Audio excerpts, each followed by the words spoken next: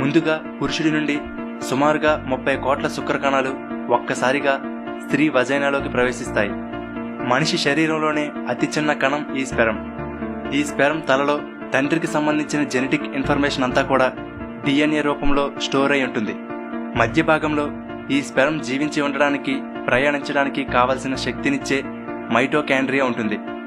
ఇక తోక భాగం ఈ స్పెరం ఈదుతూ ముందుకు కదలడానికి ఉపయోగపడుతుంది. అలాగే స్త్రీలో ప్రతి నెల ఒక ఎగ్ రిలీజ్ అవుతుంది. మనిషి శరీరంలోనే అతిపెద్ద కణం ఈ అండం. దీనిలో స్త్రీకి సంబంధించిన జెనెటిక్ ఇన్ఫర్మేషన్ ఉంటుంది. ఇలా స్త్రీలో రిలీజ్ అయిన ఎగ్ని చేరుకోవడానికి పురుషుడి నుండి విడుదలైన 30 కోట్ల శుక్రకణాలు ప్రయాణం సాగిస్తాయి. అలా అండం నుండి వచ్చిన స్మెల్ని పసిగడుతూ మనిషి శరీరంలోని అతి చిన్న కణం అతిపెద్ద కణాన్ని చేరుకోవడానికి జరిగే ఈ ప్రయాణం అంత సులువుగా ఏమీ ఉండదు.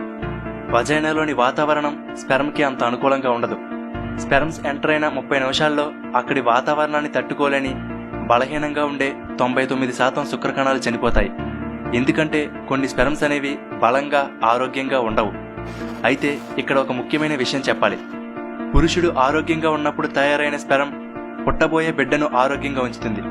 అదే ఒకవేళ పురుషుడు టెన్షన్లు, స్ట్రెస్తో ఉన్న సమయంలో కానీ లేదా అనారోగ్యంగా ఉన్న సమయంలో కానీ తయారైన స్పెరం పుట్టబోయే బిడ్డ ఆరోగ్యం మీద ప్రభావాన్ని చూపిస్తుంది.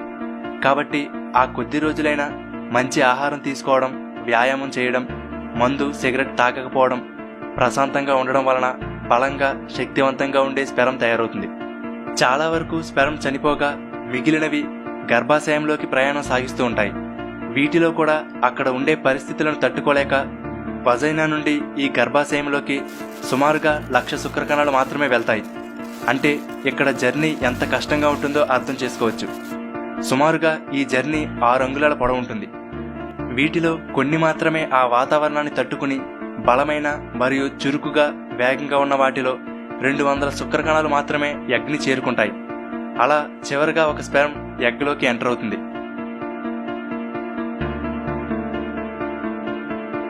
ఆ తరువాత మరొక స్పెరం ఎంటర్ అవడానికి ఉండదు.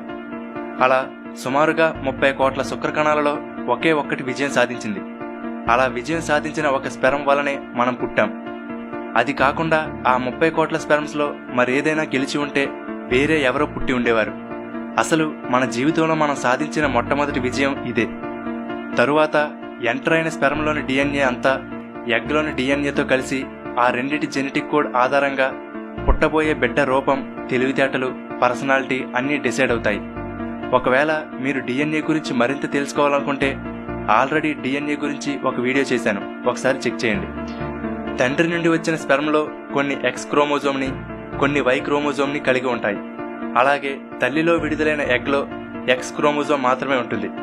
ఇప్పుడు ఈ X క్రోమోజోమ్ ఉన్న ఎగ్తో X క్రోమోజోమ్ ఉన్న స్పెరం కలిస్తే పుట్టబోయే బిడ్డ అమ్మాయి అవుతుంది. అదే ఒకవేళ X క్రోమోజోమ్ ఉన్న ఎగ్తో Y క్రోమోజోమ్ ఉన్న స్పెరం కలిస్తే పుట్టబోయే బిడ్డ అబ్బాయి అవుతాడు. ఈ రోజుల్లో చాలామంది అమ్మాయి పుట్టిందని ఆడవాళ్ళని హింసిస్తున్నారు. కానీ పుట్టబోయేది అమ్మాయా, అబ్బాయా అనేది డిసైడ్ చేసేది మగవాళ్ళ నుండి వచ్చిన స్పెరంలోని క్రోమోజోమ్ అని గుర్తించాలి. సరే, స్పెరం ఎగ్లోకి ఎంటర్ అయిన తర్వాత ఎగ్ ఫెర్టిలైజ్ అవ్వడం మొదలవుతుంది. ఇలా ఫెర్టిలైజ్ అయిన ఎగ్ని జైగోట్ అని అంటారు. ఈ జైగోట్ 12 గంటల తర్వాత 2 కణాలుగా డివైడ్ అవుతుంది. అలా ప్రతి 12 గంటలకు ఒకసారి ఈ కణాలు డివైడ్ అవుతూ ఉంటాయి. అలా ఫెర్టిలైజేషన్ అయిన 3 రోజుల తర్వాత జైగోట్ 32 కణాలు ఉన్న ఒక బాల్లా తయారవుతుంది. ఈ ఎగ్ అనేది అండాశయం నుండి ఈ ఫెలోపియన్ ట్యూబ్ ద్వారా క్రిందకు ప్రయాణిస్తూ గర్భాశయంలోని గోడల్లో ఒక సురక్షితమైన ప్లేస్ని చూసుకుంటుంది. మరొక 9 నెలల పాటు అది అక్కడే ఉండబోతుంది. ఇప్పటి నుండి పిండం పెరగడం ప్రారంభమవుతుంది.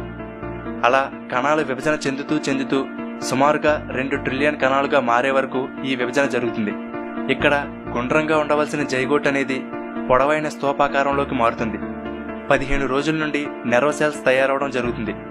ఇవే మెదడుగా, వెన్నుపాముగా తయారవుతాయి.